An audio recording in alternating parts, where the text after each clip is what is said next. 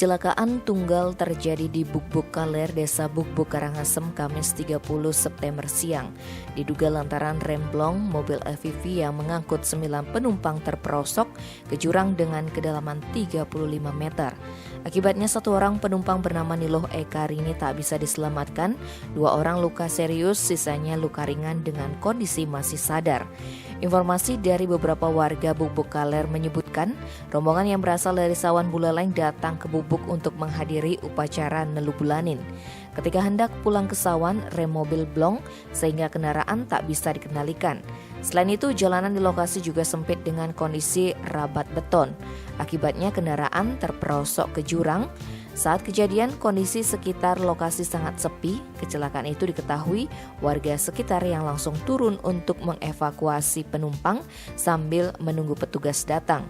Koordinator Pos Basarnas Karangasem, I Gusti Ngurah Eka Widnyane, mengatakan evakuasi berlangsung hingga pukul 15 WITA. Tim Bali Express melaporkan.